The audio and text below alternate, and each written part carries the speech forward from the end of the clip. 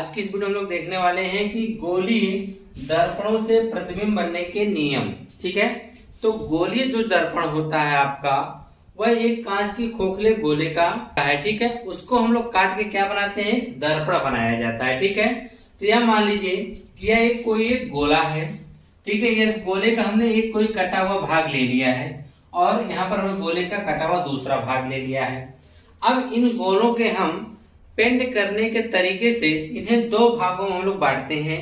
पहला जो हम लोग दर्पण का नाम देते हैं, जिसको हम लोग कहते हैं एक अवतल दर्पण, दूसरा उत्तल दर्पण। यह दोनों जो होते हैं पेंट करने के तरीके से इनके नाम अलग अलग किए जाते हैं। जैसे कि मान लीजिए अगर हमने इसको बाहर से पेंट कर दिया, कहां से, बाहर की तरफ से पेंट कर दिया, तो इसको हम लोग अवतल दर्पण के नाम से जानते हैं। किस नाम से जानते हैं, अवतल दर्पण।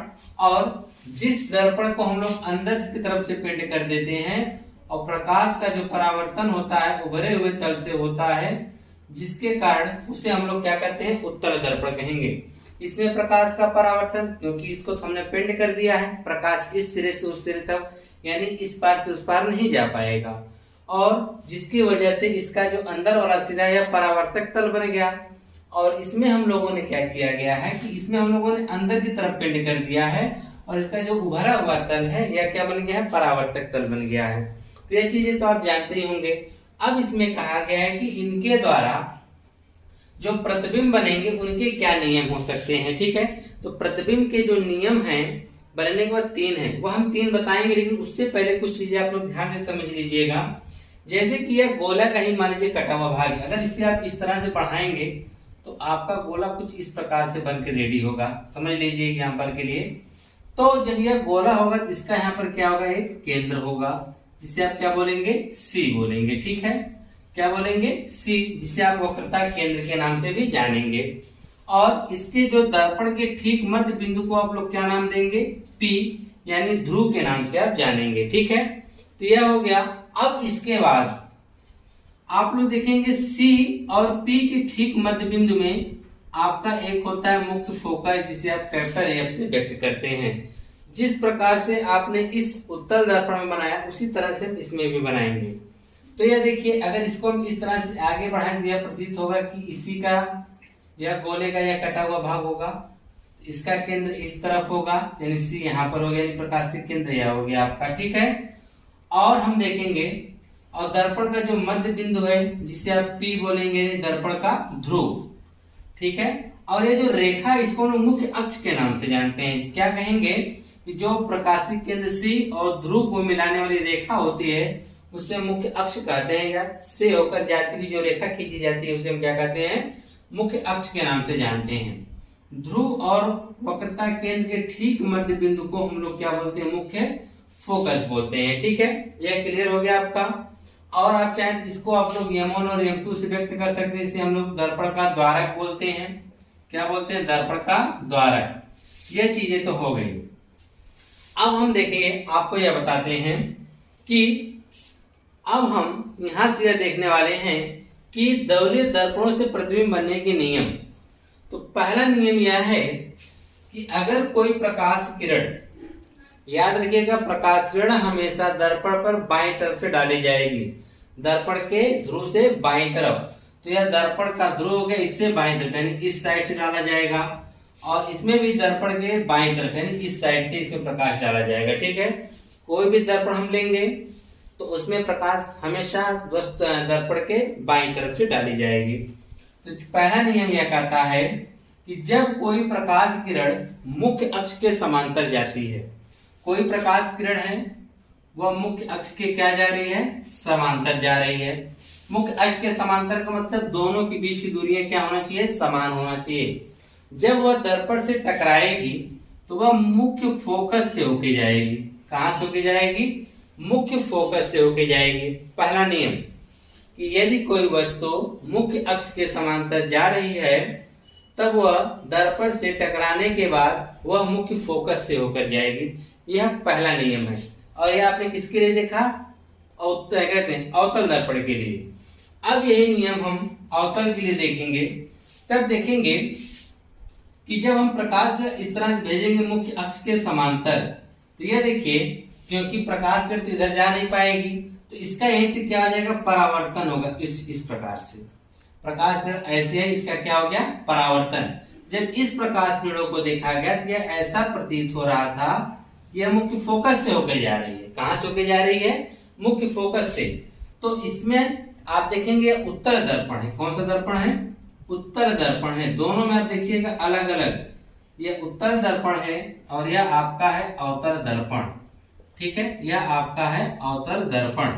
तो पहला नियम आप क्या कहेंगे कि जब कोई प्रकाश किरण मुख्य अक्ष के समांतर चलती है तो परावर्तन के पश्चात मुख्य फोकस से होकर जाती है, या मुख्य फोकस से होकर जाती हुई क्या होती है, प्रतीत होती है।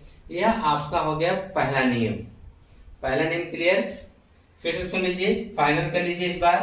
क्या कहेंगे कि जब कोई प्रकाश किरण मुख्य अक्ष के समांतर जाती है तो दर्पण से टकराने के बाद मुख्य फोकस से होकर, या का मतलब अब हम उत्तर दर्पण के लिए कह रहे हैं, इसमें भी वही कि मुख्य अक्ष के समांतर जा रही है, दर्पण से टकराने के बाद, ठीक, यह मुख्य फोकस से आती है और इसका परावर्तन होने कर हम लोग कहते हैं कि ऐसा प्रतीत हो रहा है कि यह मुख्य फोकस से होकर जा रही है। जब इसको हम पीछे बढ़ाते हैं तो हमको यह लगता है ना कि यह जो प्रकाश किरण जा रही है कहां से जा रही है, मुख्य फोकस से। इसीलिए कहा गया कि जब प्रकाश किरण क्या होती है, मुख्य अक्ष के समांतर चलती है तो क्या प्रकाश के जो परावर्तन होने के बाद मुख्य फोकस से या मुख्य फोकस से होकर जाती हुई प्रतीत होती है। यह था आपका पहला नियम। अब हम देखेंगे दूसरा नियम। ठीक है, कौन सा, दूसरा नियम। तो दूसरा नियम थोड़ा सा अलग होगा। अब इसी का जस्ट उल्टा होगा दूसरा नियम। इसी का क्या होगा, उल्टा होगा। क्या उल्टा होगा, आइए देख लीजिए। अगर कोई प्रकाश किरण क्या होती है कि मुख्य फोकस से होके जाती है, कोई प्रकाश किरण अगर कहां से जाती है, मुख्य फोकस से होके जाती है।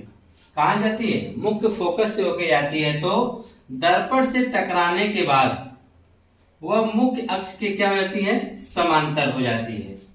दूसरा नियम है, ध्यान से देखिएगा, इसी का पहले का जस्ट उल्टा है। क्या है कि जब कोई प्रकाश किरण मुख्य फोकस से होके जाती है, कहां से, मुख्य फोकस से होके जाती है तो दर्पण से टकराने के बाद वह मुख्य अक्ष के क्या हो जाती है, समांतर हो जाती है।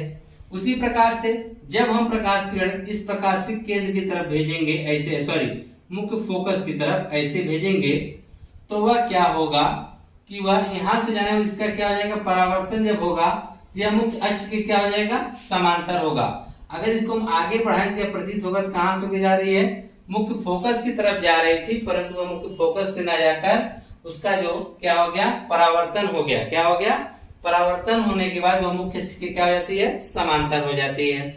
तो हम यह कहेंगे जब कोई प्रकाश किरण मुख्य फोकस से होकर जाती है या मुख्य फोकस की ओर जाती है तो उनका परावर्तन के बाद वह मुख्य अक्ष के क्या हो जाती हैं, समांतर हो जाती हैं।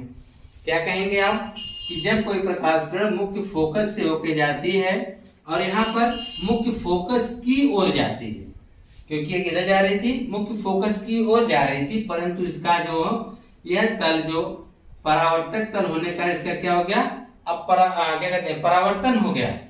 परावर्तन होने के कारण यह क्या हो गई, मुख्य अक्ष के समांतर हो गई। तो वही चीज आप कहेंगे जब कोई प्रकाश किरण, दूसरा नंबर है, जब कोई प्रकाश किरण मुख्य फोकस से होकर जाती है या मुख्य फोकस की ओर जाती है तो उनका अपवर्तन के पश्चात वो दोनों के दोनों क्या होते हैं, मुख्य अक्ष के क्या होते हैं, समांतर हो जाते हैं। क्लियर है। अगर तीसरा नियम देखिए क्या होता है, इसको हटा देते हैं। तीसरा नियम भी देख लीजिए। तीसरा नियम भी बहुत आसान है, उसको आप लोग बहुत आसानी से तैयार कर लेंगे। आइए तीसरा नियम देखते हैं। ठीक है, तो तीसरा नियम यह कहता है कि यदि कोई प्रकाश किरण, यदि कोई, इसको हम थोड़ा सा मुख्य अक्ष को बढ़ा लेते हैं। ठीक है, यदि कोई प्रकाश किरण प्रकाशिक केंद्र सी से होकर जाती है, कहां से, प्रकाशिक केंद्र सी से होकर जाती है तो वह जिस मार्ग से जाती है दर्पण से टकराने के बाद उसी मार्ग से क्या होती है, वापस चली जाती है। कहां से, जब प्रकाशिक केंद्र सी से होकर जाती है। उसी प्रकार से हम कहेंगे यहाँ पर अगर कोई प्रकाश किरण उत्तर दर्पण में अगर वह प्रकाशिक केंद्र की तरफ क्या हो रही है, आपतित हो रही है, प्रकाशिक केंद्र की तरफ आपतित होगी तो यहीं से उसका परावर्तन उसी मार्ग में वापस हो जाएगा। तो आप कहेंगे जब कोई प्रकाश किरण प्रकाशित केंद्र से होकर जाती है या प्रकाशित केंद्र की ओर जाती हुई प्रतीत होती है तो वह परावर्तन के पश्चात उसी मार्ग से क्या होती है, वापस लौट जाती है। यह तो था तीसरा नियम। तो पहला आपने पढ़ा कि जब कोई प्रकाश किरण मुख्य अक्ष के समांतर चलती है तो परावर्तन के पश्चात मुख्य फोकस से या मुख्य फोकस से होकर जाती हुई प्रतीत होती है। ठीक है। दूसरा वाला आपने क्या पढ़ा कि जब कोई प्रकाश किरण मुख्य फोकस से होकर या मुख्य फोकस से होकर जाती हुई प्रतीत होती है तो परावर्तन के पश्चात वह मुख्य अक्ष के क्या होती है, समांतर हो जाती है। तीसरा आपने यह पढ़ा कि जब कोई प्रकाश किरण प्रकाशित केंद्र C से होकर जाती है या जाती हुई प्रतीत होती है तो परावर्तन के पश्चात उसी मार्ग से क्या होती है, वापस लौट जाती है। एक और नियम हम आपको बता देते हैं कि जब कोई प्रकाश की किरण ध्रुव पर आपतित होता है, कहां पर, ध्रुव पर, वह जितने अंश के कोण पर आपतित होगा उतने अंश के कोण पर भी क्या हो जाएगा, परावर्तित हो जाएगा। अगर कोई प्रकाश की किरण जितने अंश पर ध्रुव पे आपतित होगा उतने पे क्या हो जाता है, परावर्तित हो जाता है। कहां पर, ध्रुव पर। तो जो प्रकाश किरण देखिए आती है इसको हम लोग आपतित किरण के नाम से जानते हैं। किस किरण के नाम जानते हैं, आपतित किरण के नाम से जानते हैं। इसको हम लोग क्या नाम देते हैं, परावर्तित किरण का नाम दिया जाता है। तो आप लोग जानते हैं। ठीक है। तो आपने 4 नियम टोटल पढ़ा। गोलीय दर्पणों में प्रतिबिंब का बनना। तो ये जो आपका गोलीय दर्पण होता है आप जानते हैं एक अवतल और एक क्या होता है, उत्तल। ठीक है। तो हम सबसे पहले यह देखेंगे कि अवतल दर्पण के द्वारा प्रतिबिंब किस प्रकार से बनता है। तो अवतल दर्पण के द्वारा जो प्रतिबिंब बनने की स्थितियां हैं, 6 स्थितियां हैं। तो आज हम एक एक करके समझेंगे सभी स्थितियों के बारे में। ठीक है। तो जैसे आपके सामने यहाँ पर एक हमने अवतल दर्पण ले लिया है। अवतल दर्पण का यह C क्या हो गया, क्या कहते हैं, वक्रता केंद्र हो गया। और इस दर्पण का जो मध्य बिंदु हो गया उसको हम क्या कहेंगे, ध्रुव कहेंगे।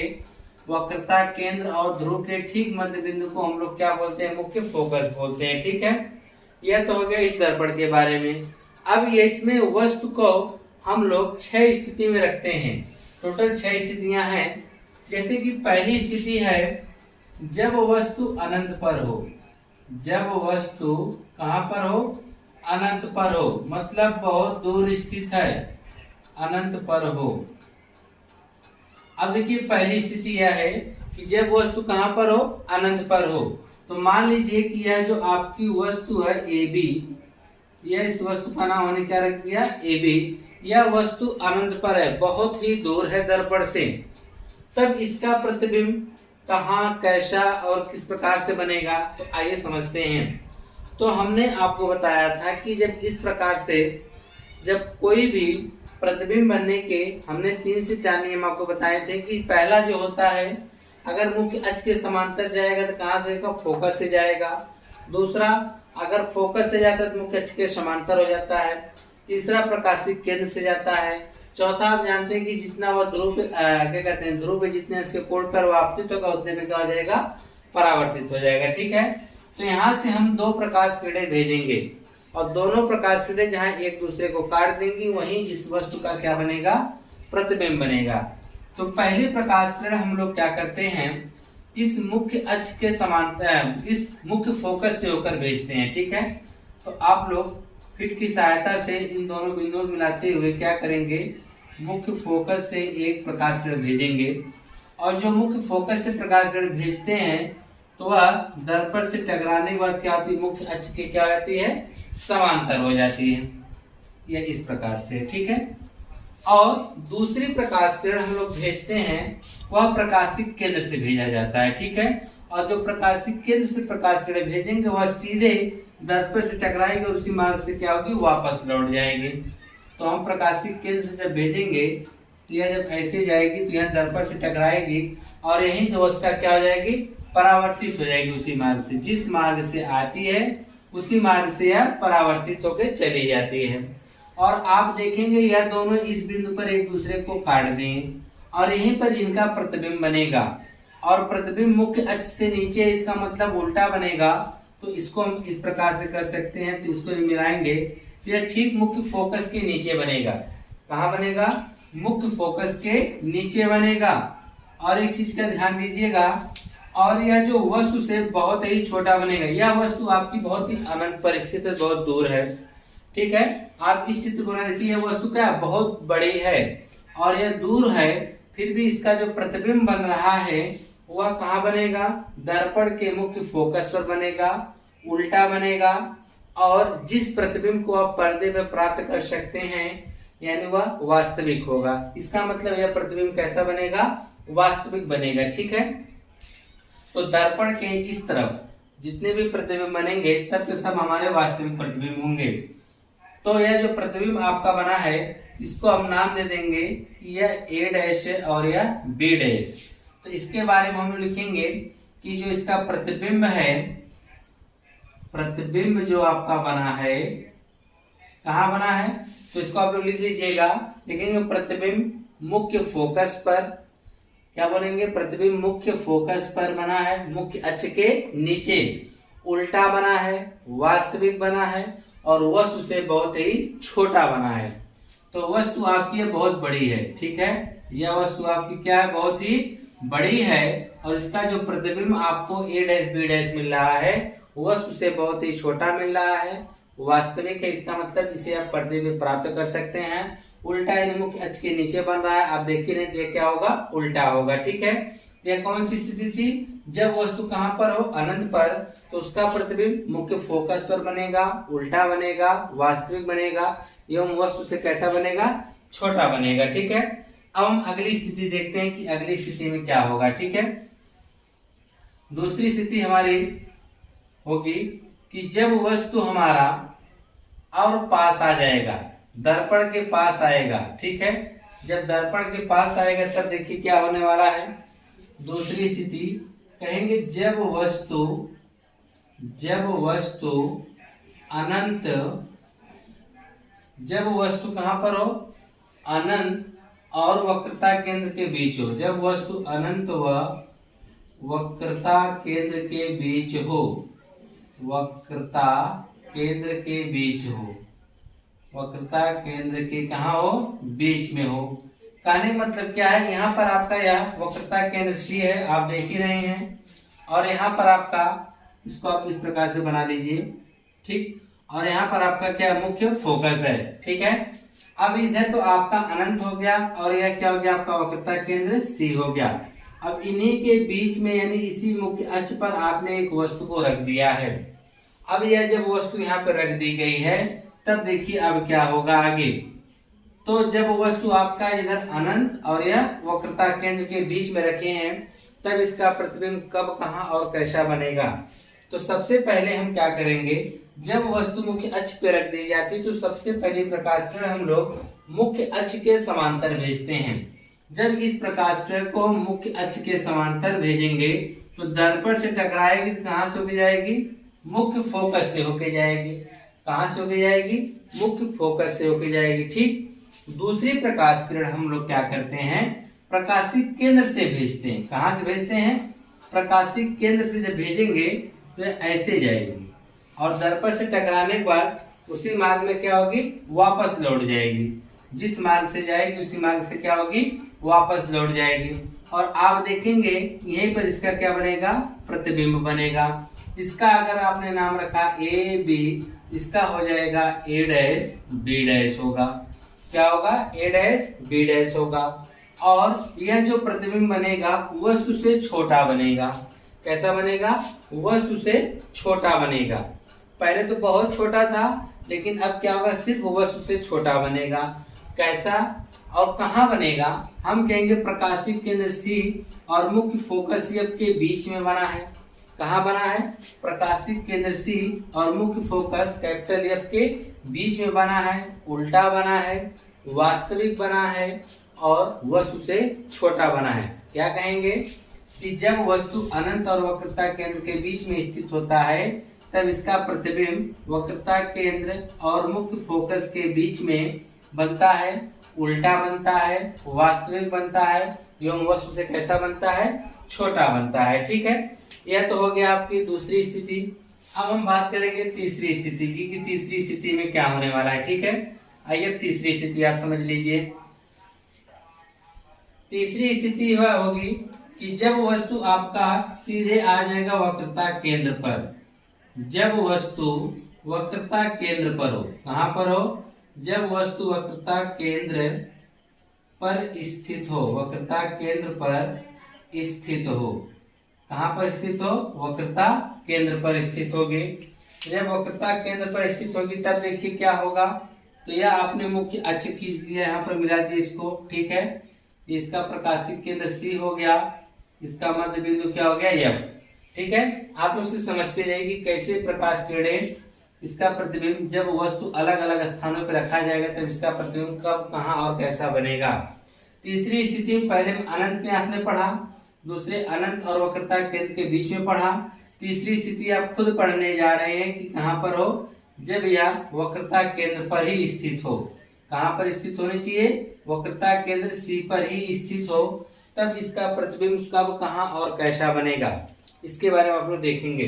तो वही काम, अगर वस्तु मुख्य अक्ष पर स्थित है तो पहली प्रकाश किरण हम लोग मुख्य अक्ष के समांतर भेजते हैं। तो हम लोग पहले प्रकाश किरण को क्या करेंगे, मुख्य अक्ष के समांतर जब भेजेंगे तो यहाँ से दर्पण से टकराने के बाद कहां से होके जाएगी, मुख्य फोकस से होके जाएगी। कहां से जाएगी, मुख्य फोकस से होके जाएगी, ठीक है। आप लोग फिट की सहायता से अच्छे से बनाइएगा चित्र। और दूसरी प्रकाश किरण हम लोग प्रकाशिक केंद्र से तो भेज नहीं सकते हैं, तो वहां से भेजेंगे मुख्य फोकस से। तो दूसरी प्रकाश किरण हम लोगों ने मुख्य फोकस से भेजा, जो दर्पण से टकराने के बाद मुख्य अक्ष के क्या हो गई, समांतर हो गई। जब मुख्य अक्ष के समांतर होगी तो आप देखेंगे कि यह जो ठीक इसी वक्रता केंद्र के नीचे काटेगी। कहाँ काटेगी, वक्रता केंद्र के नीचे ही दोनों प्रकाश किरण एक दूसरे को काट देंगी, और जहां पे काटेंगी वहीं पर इनका प्रतिबिंब बनेगा। अगर वस्तु आपका ए बी है, इसका जो प्रतिबिंब बनेगा वह ए डैश बी डैश बनेगा। और इसका आप जवाब देंगे कि प्रकाश किरण देखिए मुख्य अक्ष के समांतर गई और दर्पण से टकराने के बाद यह इस प्रकार से निकल जा रही है, ठीक है। यह प्रकाश किरण ऐसे जा रही है, दर्पण से टकराने में मुख्य अक्ष के क्या हो गई, समांतर हो गई। तो इसका जब आप लिखेंगे इसका प्रतिबिंब कैसा बना, कि जब वस्तु कहां पर थे, जब वस्तु आपका कहां पर है, वक्रता केंद्र पर है। जब वस्तु वक्रता केंद्र पर थी तो इसका जो प्रतिबिंब था वह वक्रता केंद्र के ठीक नीचे बना था, वस्तु के बराबर उसका प्रतिबिंब भी था, वास्तविक भी था और उल्टा भी था। तो वास्तविक, उल्टा, यह तो आपने अभी तक देखा कि तीनों में कॉमन मिला, ठीक है। अब इसके केवल आकार घट और बढ़ रहा है, इसकी स्थिति बदल रही है। तो जब वस्तु आपका वक्रता केंद्र पर होगा तो उसका प्रतिबिंब भी कहाँ बनेगा, वक्रता केंद्र पर ही बनेगा, लेकिन प्रतिबिंब वस्तु के बराबर बनेगा। प्रतिबिंब कैसा बनेगा, वस्तु के बराबर ही बनेगा, और यह आपका कैसा बनेगा, उल्टा बनेगा, ठीक है। अगली स्थिति के बारे में हम बात करते हैं। तो अगली स्थिति जो आपकी होगी चौथी, अब वस्तु धीरे धीरे हमारा क्या रहा, दर्पण के पास जा रहा है, ठीक है। चौथी स्थिति में आप देखेंगे यह जो आपकी वस्तु है यह वक्रता केंद्र और मुख्य फोकस के बीच में आ जा रहा है। देखेंगे जब वस्तु वक्रता केंद्र व मुख्य फोकस के बीच स्थित हो, मुख्य फोकस के बीच स्थित हो, मुख्य फोकस के बीच स्थित हो। अब वस्तु धीरे धीरे आपके दर्पण के पास जा रही है, ठीक है। तो इस स्थिति को भी हम हटा देते हैं, आपको अलग से चित्र बना के दिखाते हैं कि कैसे आप लोग किरण आरेख खींचेंगे। इन सब की आवश्यकता पड़ेगी जब आप न्यूमेरिकल्स लगाएंगे, तो न्यूमेरिकल्स में आपसे किरण आरेख खींचने के लिए कहा जाएगा, तो वहां पे माप दी जाएगी, उस माप के हिसाब से आप लोग किरण आरेख खींचेंगे। तो आप जानते रहेंगे तभी आप किरण आरेख खींच पाएंगे कि हमको कब कैसे किरण आरेख खींचना है। तो यहाँ पर आपका एक पी ध्रुव हो गया, तो यहाँ से हम एक मुख्य अक्ष खींच देंगे ध्रुव से मिलाते हुए, और यहाँ पे आपका प्रकाशिक केंद्र सी हो गया, यह क्या था, मुख्य फोकस एफ। अगला स्थिति में आपसे कहा गया कि जब वस्तु वक्रता केंद्र और मुख्य फोकस के बीच में होना चाहिए, तो यह वक्रता केंद्र होगा या मुख्य फोकस के बीच में। हमने यहाँ पे वस्तु को क्या किया, स्थित कर दिया है, ठीक है। अब जब वस्तु मुख्य फोकस पर हो गई तो सेम पोजीशन कि सबसे पहले हम लोग प्रकाश किरणों को क्या करेंगे, मुख्य अक्ष के समांतर भेजेंगे। तो मुख्य अक्ष के समांतर हम लोग प्रकाश किरणों को भेजना शुरू करते हैं। तो पहली प्रकाश किरण हमने मुख्य अक्ष के समांतर जब भेजा तो यहाँ से दर्पण से टकराएगी तो कहाँ से जाएगी, मुख्य फोकस से होके जाएगी। कहाँ से होके जाएगी, मुख्य फोकस से होके जाएगी, ठीक है। और दूसरी प्रकाश किरण हम कहाँ से भेजेंगे, वह मुख्य फोकस से होके जाएगी। कहाँ से, मुख्य फोकस से होके जाएगी, दर्पण से टकराएगी और आके यहाँ पे एक दूसरे को क्या करेंगी, काट देंगी। और इनको जब हम मिलाएंगे, इस मुख्य को और बढ़ा देते हैं यहाँ पर, ठीक है। तो इसका अगर हम नाम रखना चाहें तो ये आपका ए बी अगर वस्तु है तो इसका प्रतिबिंब बना है ए डैश बी डैश। लेकिन आपको नहीं दिख रहा है कि प्रतिबिंब पहले बहुत छोटा था, फिर छोटा हुआ, फिर बराबर हुआ। अब देखिए इस स्थिति में प्रतिबिंब जो होगा वस्तु से बड़ा बनेगा। तो आप कहेंगे जब हमारी वस्तु वक्रता केंद्र और मुख्य फोकस के बीच में स्थित थे, तब इस वस्तु AB का जो प्रतिबिंब था वक्रता केंद्र और इधर जो वक्रता केंद्र इधर जो बच रहा हुआ आपका अनंत कहलाएगा। तो आप कहेंगे वक्रता केंद्र और अनंत के बीच में बना है। जो प्रतिबिंब है वह वक्रता केंद्र और अनंत के बीच में बना है। कैसा बना है, उल्टा बना है, वस्तु से बड़ा बना है। क्या बोलेंगे, वस्तु से बड़ा बना है, वास्तविक बना है। तो यह जो AB का प्रतिबिंब है वह A डैश B डैश बना, कहाँ, उल्टा बना है, वास्तविक बना है, ठीक है, वस्तु से बड़ा बना है। क्लियर है। तो यह होगी इसकी स्थिति। अब हम बात करेंगे पांचवी स्थिति की। तो पांचवी स्थिति में हमारी वस्तु सीधे चली जाएगी मुख्य फोकस पर। पांचवी स्थिति में लिखेंगे जब वस्तु मुख्य फोकस पर स्थित हो। कहाँ पर हो, मुख्य फोकस पर स्थित हो, मुख्य फोकस पर स्थित हो। सीधी सी बात है, जब वस्तु को हम मुख्य फोकस पर भेजेंगे तब देखिए आपको क्या मिलने वाला है। तो आइए डायरेक्ट हम इसको मुख्य फोकस पर स्थित कर देते हैं वस्तु को। अब आप यहाँ से हम बना देते हैं चित्र आपका। यह आपका मुख्य अक्ष हो गया, सी हो गया, F, और यहीं पर आपका क्या कहते हैं स्थित है वस्तु, ठीक है। तो आप सही तरीका है, अगर वस्तु मुख्य अक्ष पर स्थित है तो पहली प्रकाश किरण हम लोग क्या करेंगे, मुख्य अक्ष के समांतर भेजेंगे, ठीक है। तो पहली प्रकाश किरण हम लोगों ने क्या किया, मुख्य अक्ष के समांतर भेजा। तो दर्पण से टकराने के बाद कहां से जाएगी, मुख्य फोकस से। तो हमने मुख्य फोकस से भेज दिया, ठीक है। अब दूसरी प्रकाश किरण आप कहां से भेजेंगे, तो दूसरी प्रकाश किरण हम लोग भेजते हैं वो भी प्रकाशिक केंद्र से भेजते हैं। तो जब प्रकाशिक केंद्र से भेजेंगे तो आप लोग इस प्रकार से मिलाएंगे। इसका मतलब जब यह प्रकाश किरण ऐसे जाएगी, दर्पण से टकराएगी, ऐसे जा रही है, दर्पण से टकरा इसी मार्ग से क्या होगी, वापस लौटते हुए प्रकाशिक केंद्र से होके जाएगी, ठीक है। और यह दोनों प्रकाश किरण क्या करते हैं, इसको आप फिर से बनाएंगे तो यह दोनों जो प्रकाश किरणें हैं एक दूसरे को अनंत पे जाके कट करेंगी। कहाँ पे कट करेंगी, अनंत पे जाके एक दूसरे को क्या करेंगी, कट कर देंगी। आप लोग का नहीं कट करेगा तो आप लोग इस प्रकार में, ताकि दोनों प्रकाश किरणें क्या हो, ऐसे लगे कि हाँ आगे जाके एक दूसरे को कहीं ना कहीं क्या करेंगी, कट कर देंगी। तो इसका जो प्रतिबिंब बनता है वह अनंत पर बनेगा। कहाँ बनेगा, अनंत पर बनेगा, और वस्तु से बहुत ही बड़ा बनेगा। तो वस्तु से कैसा बनेगा, बहुत ही बड़ा बनेगा। तो इसका आप जवाब क्या देंगे कि जब वस्तु अगर मुख्य अक्ष पर हो तो इसका प्रतिबिंब कहाँ बनेगा, अनंत पर बनेगा, वस्तु से बहुत बड़ा बनेगा, वास्तविक बनेगा, ठीक है। और उल्टा तो बनेगा ही। क्या कहेंगे, वस्तु का जो प्रतिबिंब बनेगा वास्तविक होगा, उल्टा होगा, एवं वस्तु से बहुत ही बड़ा बनेगा। कहाँ बनेगा, अनंत पर बनेगा। कहाँ बनेगा, अनंत पर बनेगा। यह क्लियर हो गया आपका। अब एक और स्थिति है कि जब वस्तु आपके मुख्य फोकस और ध्रुव के बीच में रखा जाता है। यह आपकी छठवीं स्थिति है। तो छठवीं स्थिति जब यह है तो देखिए क्या होगा, यहाँ पे लिख देते हैं छठवीं स्थिति। सभी स्थितियों को आप लोग ध्यान में रखिएगा और सबका डायग्राम आप लोग अलग अलग बनाइएगा, तभी आपको समझ में आने वाला है। लिखेंगे जब वस्तु मुख्य फोकस व ध्रुव के बीच, मुख्य फोकस व ध्रुव के बीच स्थित हो। कहाँ पर हो, ध्रुव के बीच स्थित हो। जब वस्तु मुख्य फोकस और ध्रुव के बीच स्थित होगा तब देखिए इसका प्रतिबिंब कब, कहाँ और कैसा बनेगा। यह मान लीजिए आपका ध्रुव हो गया, ठीक है।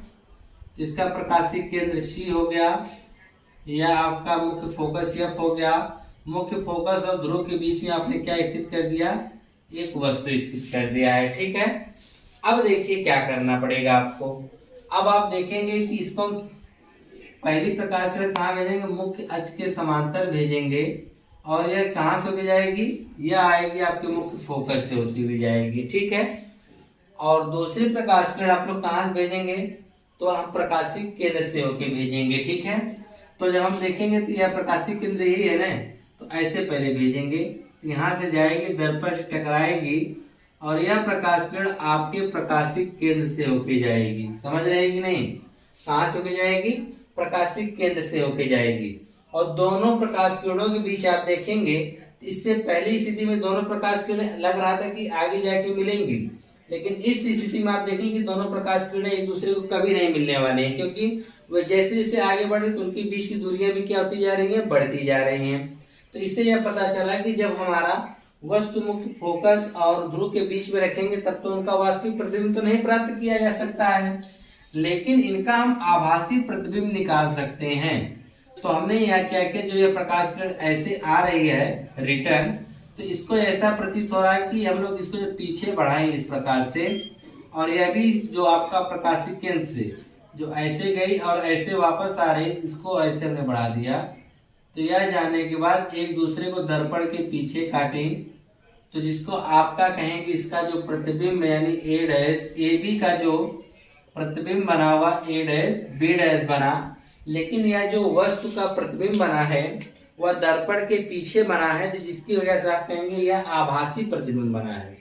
कैसा है, आभासी प्रतिबिंब है, सीधा है, वस्तु से बड़ा है। क्या है, वस्तु से बड़ा है। किस स्थिति में आभासी बना, जब आपने वस्तु को ध्रुव और मुख्य फोकस के बीच में रखा, उस स्थिति में आपको जो ए बी का प्रतिबिंब मिला वह ए डैश बी डैश का कब मिला, किस स्थिति में, कि जब आप यही कहेंगे वस्तु को हमने क्या कहते हैं, ध्रुव और मुख्य फोकस के बीच में रखा, जिसका प्रतिबिंब दर्पण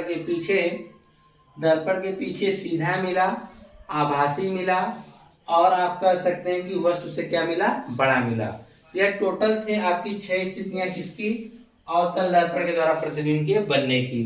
अब हम लोग देखेंगे इसका जो दूसरा टाइप है, जिसको आप कहेंगे कि उत्तल दर्पण के द्वारा प्रतिबिंब का बनना, उसको हम लोग देखेंगे। ठीक है, दूसरे दर्पण यानी हम कह सकते हैं उत्तल दर्पण के द्वारा प्रतिबिंब के बनने के बारे में देखेंगे। तो इसमें आपका प्रतिबिंब किस प्रकार से निश्चित किरण आरेख आप किस प्रकार से खींच सकते हैं, तो इसमें आप देखेंगे यह जो आपका गोलीय दर्पण है वह अंदर की तरफ इस प्रकार से है। ठीक है, तो इसका जो केंद्र होगा इस तरफ होगा और केंद्र और ध्रुव के मध्य बिंदु को हम मुख्य फोकस करते हैं, जबकि इस वाले सिरे को हम लोग अंदर से क्या करते हैं, पेंट करते हैं। इसका जो परावर्तक तल होता है वह बाहर वाला होता है। ठीक, और हर चाहे कोई भी दर्पण उसमें वस्तु हमेशा दर्पण के बाईं तरफ ही रखी जाएगी। जब वस्तु क्या करते हैं, दर्पण के बाईं तरफ रखते हैं, तो क्या होता है कि पहले जो प्रकाश किरण होती है हम लोग क्या करते हैं, मुख्य अक्ष के समांतर भेजते हैं। पहली प्रकाश किरण क्या करते हैं, मुख्य अक्ष के समांतर भेजते हैं, तो यह दर्पण से टकराने के बाद इसका परावर्तन हो जाता है इस प्रकार से। ठीक है, तो अगर इस प्रकाश किरण को अगर हम पीछे की तरफ बढ़ाते हैं तो हमको ऐसा प्रतीत होता है कि यह मुख्य फोकस से होके जा रहा है। कहाँ से होके जा रहा है, मुख्य फोकस से होके जा रहा है पहले प्रकाश किरण। और दूसरी प्रकाश किरण हम लोग प्रकाशिक केंद्र से भेजते हैं। ठीक है, तो प्रकाशिक केंद्र की तरफ जब हम भेजेंगे तो यहाँ से यह जाएगी, लेकिन यहीं से इसका क्या हो जाएगा, परावर्तन हो जाएगा। अगर इन प्रकाश किरणों को हम पीछे की तरफ बढ़ाते हैं तो हमको ऐसा लगता है कि प्रकाशिक केंद्र सी से होके जा रहा है, और दोनों प्रकाश किरणें ही एक दूसरे को क्या करती हैं, काट देती हैं। और जहाँ पे एक दूसरे को काटती हैं वही वस्तु ए बी का क्या बन जाता है, प्रतिबिंब बनता है, जिसको हम लोग कहते हैं ए डैश बी डैश। और यह प्रतिबिंब आपका दर्पण के पीछे बनेगा। तो जब दर्पण के पीछे बनेगा, जिसे आप पर्दे पे तो प्राप्त कर नहीं सकते हैं, इसलिए आप कहेंगे कि यह आभासी प्रतिबिंब बना है। कैसा बना है, आभासी प्रतिबिंब बना है। और इसमें आप वस्तु को जितने दर्पण के पास लेके जाएंगे प्रतिबिंब वैसे वैसे आगे आएगा। इसमें जितने वस्तु को आप पीछे लेके जाएंगे प्रतिबिंब कहाँ जाएगा, पीछे तक जाएगा। और लास्ट स्थिति जब प्रतिबिंब को आप अनंत पे लेके चले हैं, वस्तु को अनंत पे लेके जाएंगे, इसका जो प्रतिबिंब कहाँ बनेगा, मुख्य फोकस पर बनेगा। ठीक है, तो आप क्या कहेंगे इसके बारे में, इस किरण आरेख के, कि जब वस्तु आपका क्या मुख्य अक्ष पर स्थित थी, आप यूं कर सकते हैं, इसका जो प्रतिबिंब बना था ध्रुव और मुख्य फोकस के बीच में बना था। ठीक है, और इसका जो प्रतिबिंब की साइज की बात करेंगे तो प्रतिबिंब जो होगा वस्तु से छोटा बनेगा, आभासी बनेगा, सीधा बनेगा। ठीक है, और दर्पण के पीछे बनेगा। तो यह स्थिति थी उत्तल दर्पण के द्वारा प्रतिबिंब बनने की। तो ये इन सब पे क्वेश्चंस में ये सब आपसे दिए जाएंगे, माप दी जाएगी, फिर कहा जाएगा इनका किरण आरेख खींचिए, तो आपको इस प्रकार से खींचना पड़ेगा। ठीक है।